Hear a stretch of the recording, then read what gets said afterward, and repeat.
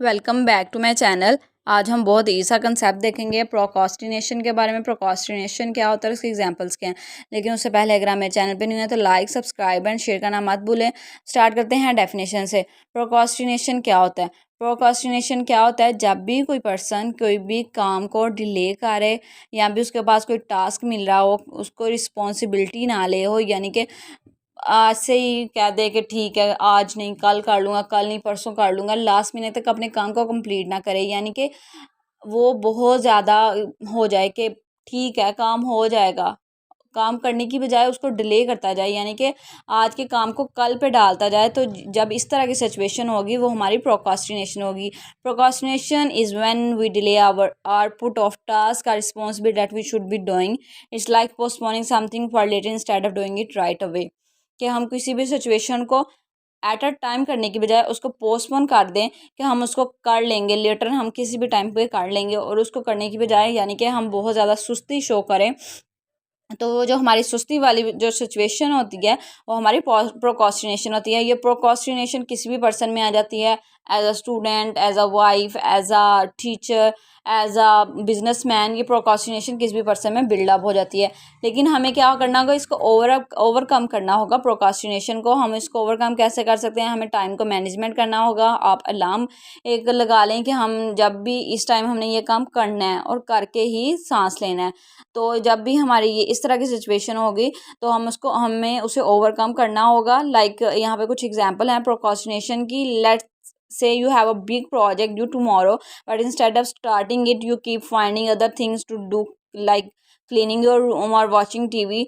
आप क्या करें, आपको एक बिल्कुल बहुत बड़ा प्रोजेक्ट मिला है जो कि आपने टुमारो देना है, उसको सबमिट करवाना है, लेकिन आप क्या करें, लेट चलो कर लेंगे, रात को कर लूँगा, 1 घंटे बाद कर लूँगा। जब इस तरह की आप में सिचुएशन बिल्डअप होना शुरू हो जाती है तो वो हमारी आपकी प्रोक्रास्टिनेशन की जो सिचुएशन है वो वाली होती है। लाइक आप कहते हैं चलो पहले रूम को साफ कर लूँ, पहले टीवी देख लेता हूँ, पहले कुछ खाना खा लेता हूँ, पहले थोड़ा सा घूम लेता हूँ इधर उधर, या कोई गेम खेल लेता हूँ। तो वो इस तरह की जो प्रोक्रास्टिनेशन सिचुएशन होती है उसको हमें ओवरकम करना होगा। और ये एक साइकोलॉजिकली बहुत बड़ी बात है कि आप साइकोलॉजिकली इफेक्ट होता है कि आप किसी भी चीज़ को बहुत इजी ले रहे होते हैं, वो आप टाइमली किसी चीज़ को मैनेज नहीं कर रहे होते। तो आपको इसको ओवरकम करने के लिए आपको क्या करना होगा कि तरीके ढूंढने होंगे कि आप किस तरह से इसको ओवरकम कर सकते हैं। आप कोई भी पेपर पेन ले लें, उस पर अपना टाइम मैनेज कर लें कि आपने इस टाइम ये करना है, उसके थ्रू आप इसको ओवरकम कर सकते हैं। And to overcome procrastination it can be helpful to break tasks into smaller manageable steps। कि अगर प्रोक्रास्टिनेशन को ओवरकम करना है तो ये बहुत ही हेल्पफुल होगा to break task into smaller. जो हमारे आपके टास्क हैं उनको बहुत ज़्यादा स्मॉलर कर दें। मीन्स डैट कि आप उनको लेटर के बजाय आपको क्या करें, एट अ टाइम करना शुरू कर दें, उसको आप थोड़ा थोड़ा करके करना शुरू कर दें। तो आपको उसको ओवरकम कर सकते हैं। आप मैनेजेबल स्टेप्स आप लें कि किस तरह से आप चीज़ों को मैनेज करके इसको ओवरकम करेंगे। And set specific goals and deadline for each step to stay motivated. आप एक स्पेसिफिक गोल अपना बना लें कि इस टाइम में आपने ये काम करना है। आप एक डेडलाइन फोकस कर लें कि मैंने इस टाइम तक ये काम करना है और करके ही रहना है। तो जब आप इस तरह की सिचुएशन में होंगे तो आप इसको प्रोक्रास्टिनेशन को ओवरकम कर सकते हैं।